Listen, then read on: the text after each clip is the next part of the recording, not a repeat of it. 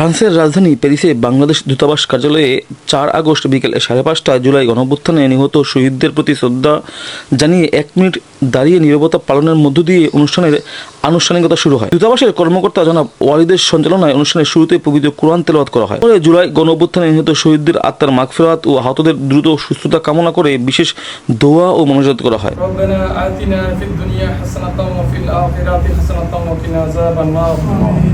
জুলাই গণঅভ্যুত্থান দিবস উপলক্ষে রাষ্ট্রপতি, প্রধানমন্ত্রী, পররাষ্ট্রমন্ত্রী ও পররাষ্ট্র প্রতিমন্ত্রীর বাণী পড়ে শোনান দূতাবাসের কর্মকর্তারা। অনুষ্ঠানে আলোচনা পর্বে অংশ নেন ফ্রান্সে বসবাসরত বিভিন্ন শ্রেণী পেশার প্রবাসী, বাংলাদেশি ও রাজনৈতিক নেতৃবৃন্দ। আমাদের বিপ্লব কিন্তু শুরু হয়েছিল ২০০৭ সাল থেকে। বাংলাদেশ এবং বাংলাদেশের ভিতরে এবং বাংলাদেশের বাইরে কিছু চক্রান্তকারী পার্শ্ববর্তী দেশের চক্রান্তের মাধ্যমে একটি নীল নকশার নির্বাচন হয়েছিল, যে নির্বাচনের মাধ্যমে বাংলাদেশের স্বাধীনতা, সার্বভৌমত্ব আমরা তুলে দিয়েছিলাম একটি রাষ্ট্রের কাছে। জুলাইয়ের যে স্মৃতি, আমার বিশ্বাস সে সময় আমরা সবাই মিলে একটি দল হয়ে গেছিলাম, ফ্যাসিস্ট বিরোধী।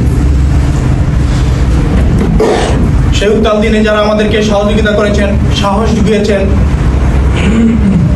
বাংলাদেশের অনেক অপরিচিত মানুষকে আপনারা এখান থেকে বিকাশে টাকা পাঠিয়েছেন, যাদেরকে আপনারা চিনতেন না, যাদের একজন শহীদের নাম শুনে আপনারা হু করে কেঁদেছেন। আসলে জুলাই নিয়ে আমার ব্যক্তিগত স্মৃতি খুবই টাফ, বেদনাবিধুর। আমার জুলাইয়ের প্রথম এনগেজমেন্ট ছিল ১৬ জুলাই। ১৫ জুলাই আগে জুলাই আন্দোলনের সময় নিজেদের অভিজ্ঞতা ও সম্পৃক্ততার কথা তুলে ধরে। এ সময় অনেকে আবেগ আপ্লুত হয়ে পড়েন। বক্তারা বলেন, জুলাই গণঅভ্যুত্থান কোনো ব্যক্তি বা রাজনৈতিক দলের একক আন্দোলনের ফসল নয়, এটি বাংলাদেশের আপামর ছাত্র জনতার সম্মিলিত আন্দোলন ও আত্মত্যাগের ফসল। তারা আরো বলেন, ফ্যাসিবাদের দোসররা এখনো বিভিন্নভাবে সক্রিয় রয়েছে। তারা জুলাইয়ের ঐক্য ও চেতনা ধরে রাখার উপর গুরুত্ব আরোপ করেন। অনুষ্ঠানের সমাপনী বক্তব্যে বাংলাদেশ দূতাবাস প্যারিসের মানব রাষ্ট্রদূত খন্দকার এম তালহা জুলাই গণঅভ্যুত্থানের বিভিন্ন পর্যায়ে আন্দোলন ও আত্মত্যাগের স্মৃতিচারণ করেন। মানুষ যখন প্রতিষ্ঠিত না হয়, মানুষ যখন কষ্ট না পায়, তখন ওই গভর্নমেন্টের বিপক্ষে যায় না। আর সাধারণ মানুষ যদি গভর্নমেন্টের বিপক্ষে না যায়, তাহলে কোনো বিপ্লব বা কিছুই করা সম্ভব নয়। তা আমি মনে করি শেখ মুজিবুর সময়ও দেখছি, যখন লালবাহিনী নীলবাহিনীর অত্যাচারে ওই গাছের ডালে ঝুলাইয়া মারত, এটা আমরা দেখা অনেক তখন মানুষ এক সাইড হয়ে গেছে। রাষ্ট্রদূত বলেন, ১৯৭১ সাল ছিল স্বাধীনতার যুদ্ধ আর ২০২৪ সাল ছিল দেশ ও স্বাধীনতা রক্ষার যুদ্ধ। তিনি বলেন, ছোট বড় অসংখ্য আন্দোলন ও সংগ্রামের ধারাবাহিকতায় গঠন ছিল জুলাই গণঅভ্যুত্থান। এই আন্দোলনে যারা জীবন দিয়েছেন তাদের আত্মত্যাগ জাতি শ্রদ্ধার সঙ্গে স্মরণ করবে। জুলাইয়ের পরে চিন্তা করছিলাম দেশকে ভিন্ন ধারায় আমরা প্রবাহিত করব। আমরা প্রবাসীরা যারা ছিলাম তারা তো সবাই বিভিন্ন খাত থেকে বাংলাদেশকে সহযোগিতা করার চেষ্টা করেছি। আমরা চাই যে সুশৃঙ্খলভাবে আপনাদেরকে সেবা দেব, আপনারা সেটা বুঝবেন এবং আপনাদের সহযোগিতা হচ্ছে আমাদের জন্য সবচেয়ে বড় শক্তি।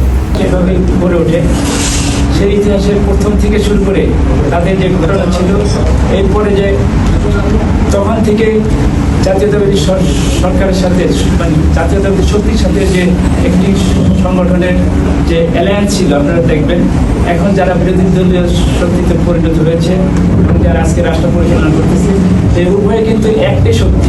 দূতাবাসের সেবা কার্যক্রম নিয়েও কথা বলেন রাষ্ট্রদূত খন্দকার এম তালহা। তিনি বলেন, দূতাবাসের কর্মকর্তা কর্মচারীরা জনগণের সেবক। পাসপোর্ট সেবা নিয়ে তিনি বলেন, একটি অসাধু শ্রেণী দূতাবাস সম্পর্কে নেতিবাচক প্রচারণা চালাচ্ছে। দূতাবাসের সার্বিক কার্যক্রম আর গতিশীল ও সচল রাখতে প্রবাসী বাংলাদেশিদের সহযোগিতা কামনা করেন রাষ্ট্রদূত।